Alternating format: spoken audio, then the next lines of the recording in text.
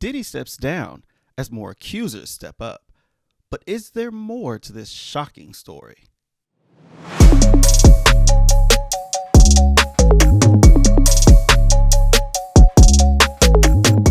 Hey, what's going on there, newsies? Glad to be with you.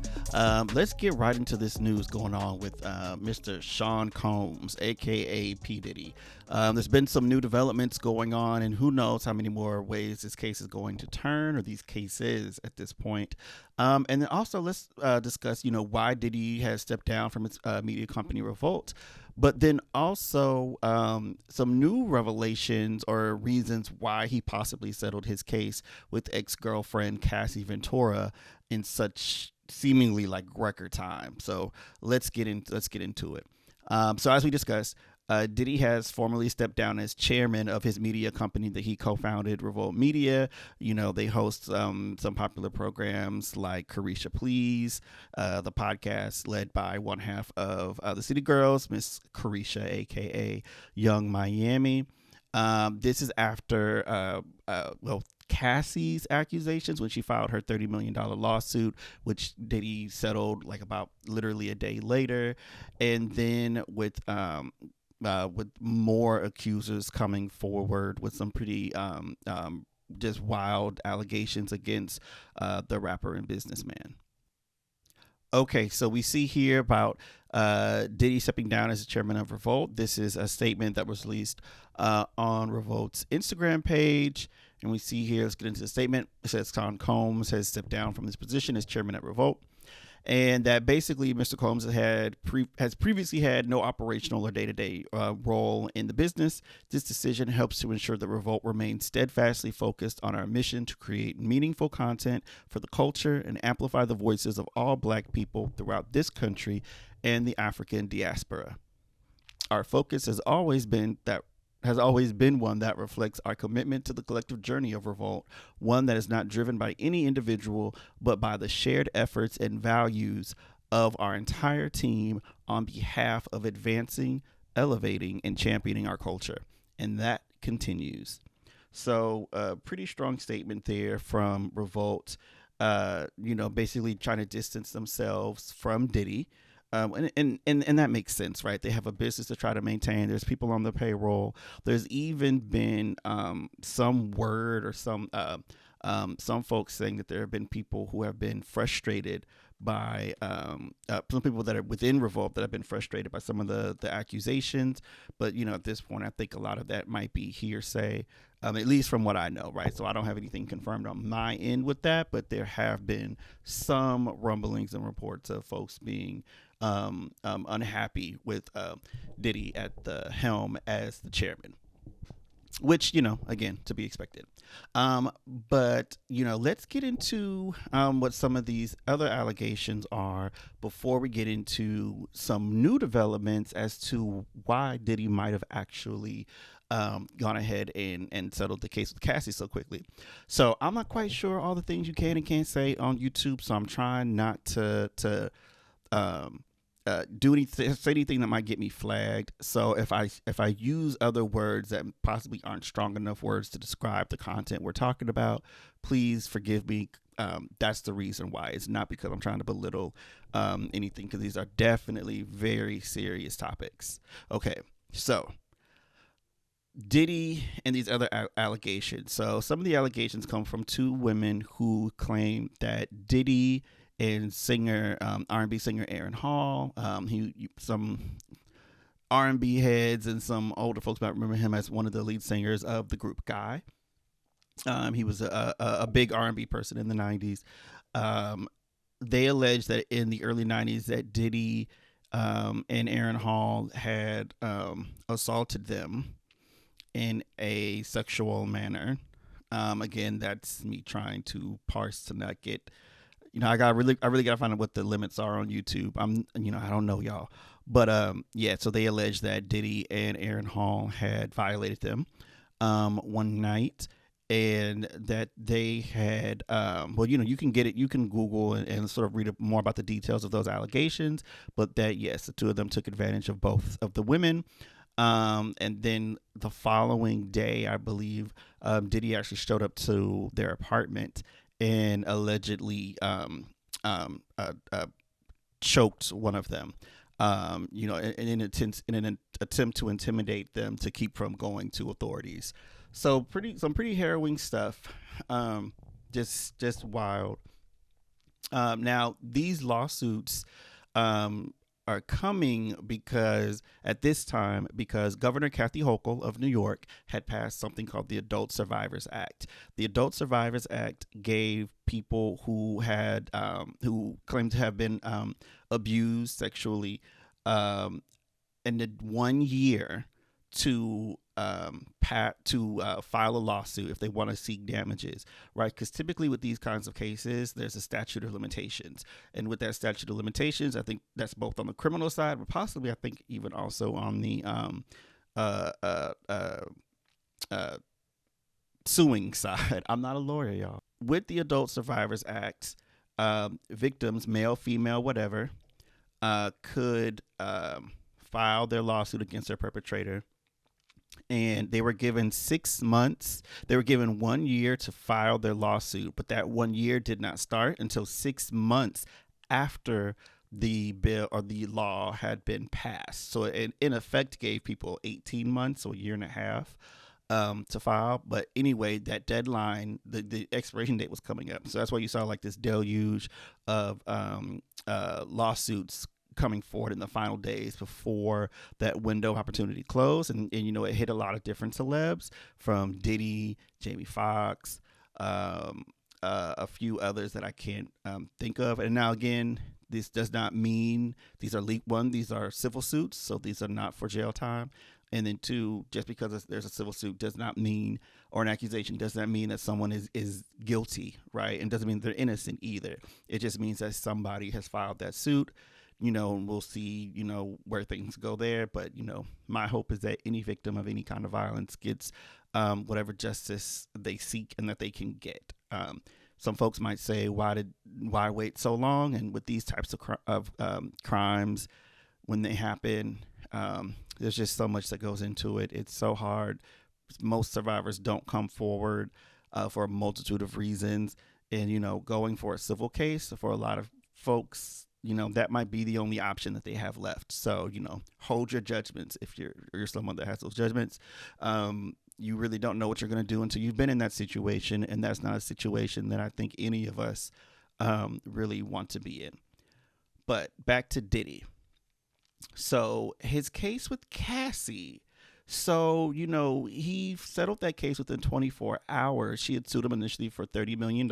She had a slew of allegations against him, including what is essentially human trafficking. I just would say it's human trafficking. It's just basically human trafficking, assault of a sexual nature. Again, that's me trying to, not get, restricted on here, but basically, basically Cassie was kind of like, from the outside looking in, it looked like she was living the high life, but she was basically kind of like a prisoner, if you believe the allegations. And 24 hours later, he settled. Now, a lot of us were like, well, does he know that he's guilty and that's why he's doing it? But there's actually a chance that there's actually another reason why he might have settled his suit so fast. And this clip we're about to play comes courtesy of, comes from the Poor Horsemen podcast. That's poor instead of four. It's POUR, the Poor Horsemen. And it comes from their podcast episode, Ready to Love Again, plus No Passport equals No Symone.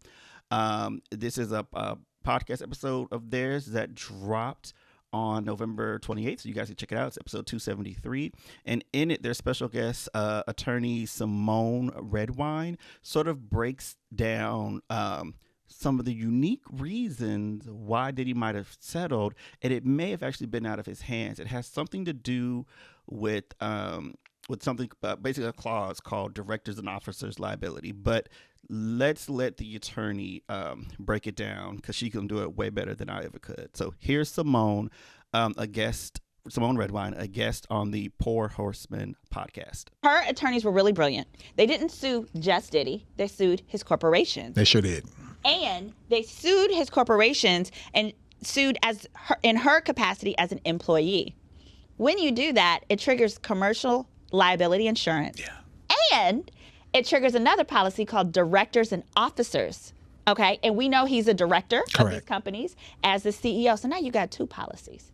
What happens then is it takes away Puffy's ability to settle. It's not his choice no more. Now, that's actually pretty wild. I have not heard of this kind of a clause. And shout out to Cassie's lawyers. You know, hey, if there's one thing you don't want to scrimp and save on, it's your legal representation. So, you know, props to them. They really did the damn thing.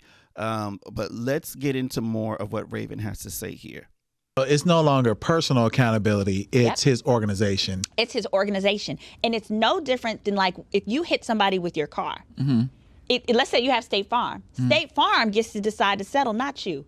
You could say, I didn't run the stop sign. That's not true. They're lying. If State Farm says, we don't care, we did our investigation, we're settling. That's it. That's what happened here. So because they added those claims, the corporate insurance carrier got to say, read over and say, oh, hell no, we giving her the money. We're hearing you. Diddy's public reputation is done. It's done. Yeah. And if he wants to be able to leave anything to his children, he needs to walk away from all of these corporations. Damn, he can no longer be the head of his corporations. Well, remember, didn't I say directors and officers liability? Yeah. More than likely, what will happen is those insurance companies, they have the ability to say, we won't renew your policy if he continues to be a director or officer. You see that, class? You see that? That is what we call winning the case. Wow. She really broke that down. So shout out to Raven Redwine. You guys can follow her on her social media at attorney Symone Redwine. Hope I said her name right just now. But yeah, attorney Symone Redwine. She and you can also follow Girl Is It Legal is also another one of her social media handles. And of course, shout out to the Poor Horsemen, where we sourced that clip from. We got that from their TikTok account. But yeah, check them out. I don't know much about them, but they got her on there, so they must be on their business. But yeah, so there's also other allegations against Diddy. I don't know if these have materialized into any legal stuff for him, but one of his former bodyguards apparently gave an interview recently where he basically said that during some sort of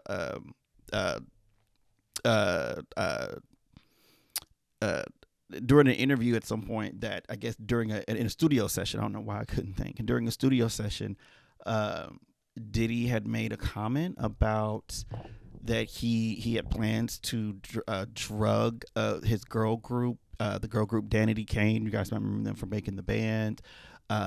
He had said he planned to drug them and basically pimp them out. So let's get into the bodyguard and see what exactly what he had to say. But there's some artists that didn't say anything, that didn't sign it, and they able to talk about anything they want to. And I think that's those girls that was, I think, Danity Kane. I think a couple of them didn't sign it. And boy, oh boy, they probably gonna go after him too. Because I heard him, and I'm giving you this, Aubrey. He stood up there and he said in front of a lot of people, we were in the studio, and I said something to him and walked out the studio. He said, yo,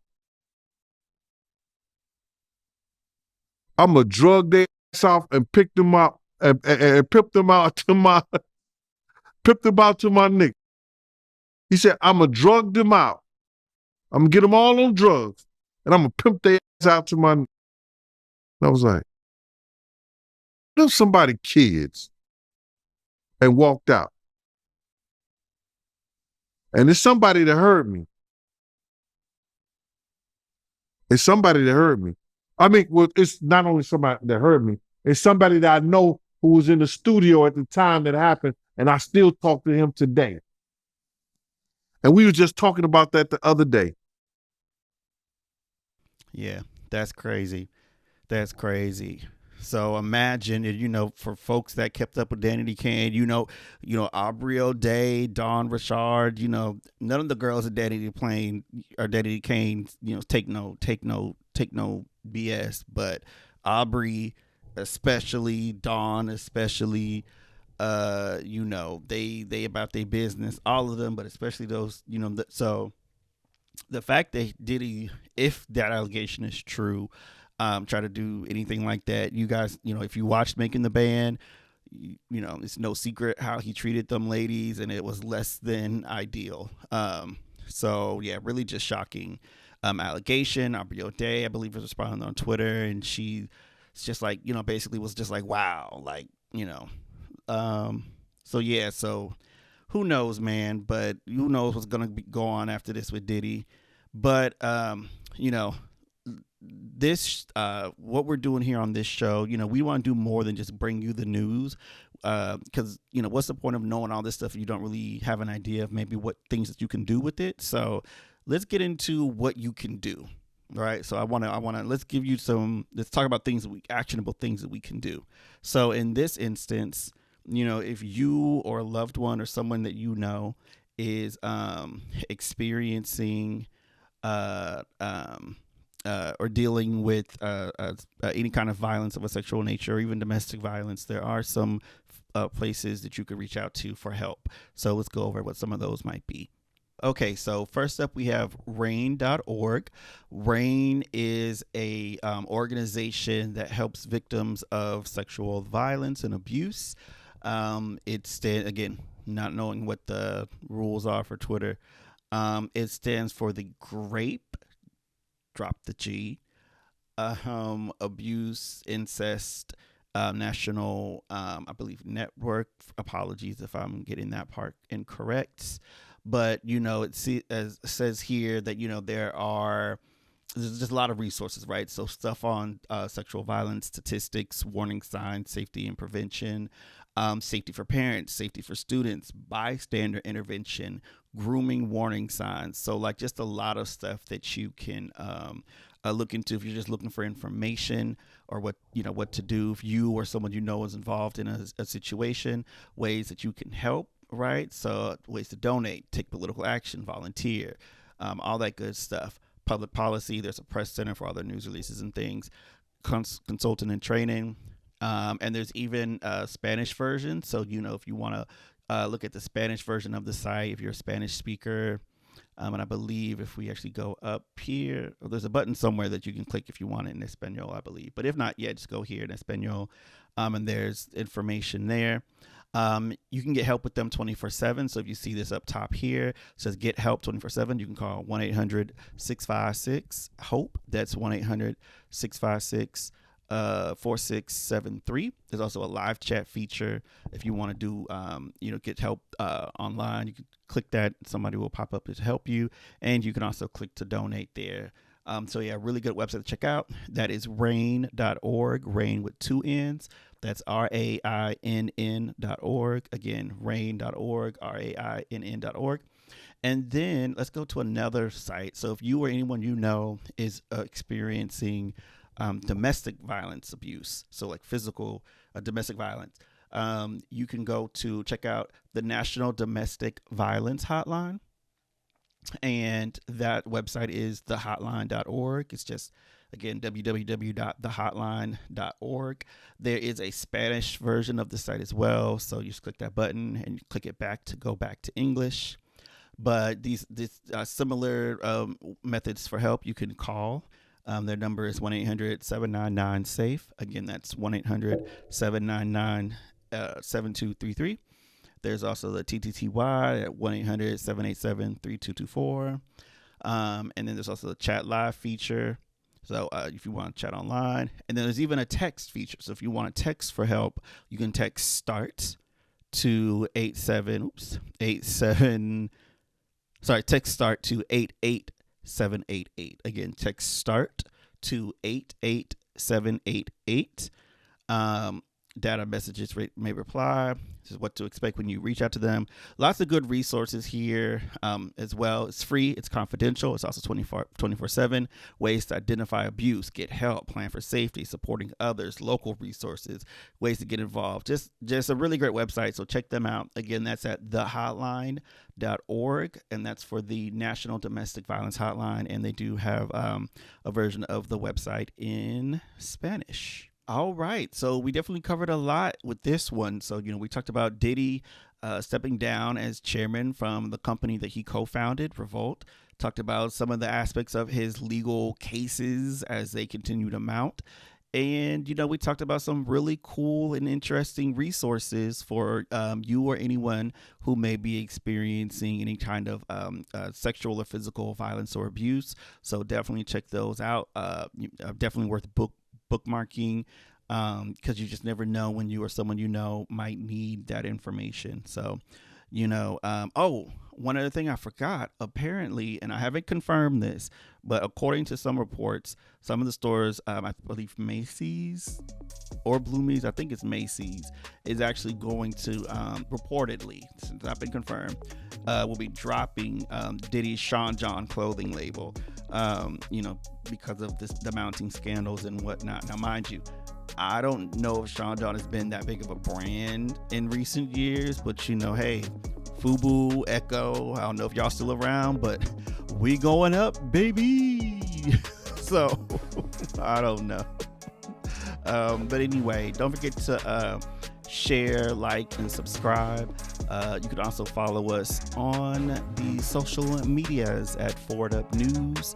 And appreciate you stopping by, checking out the video. And I gotta come with a tagline. Don't have one yet, but anyway, let me go. Anyway, peace. Later, newsies.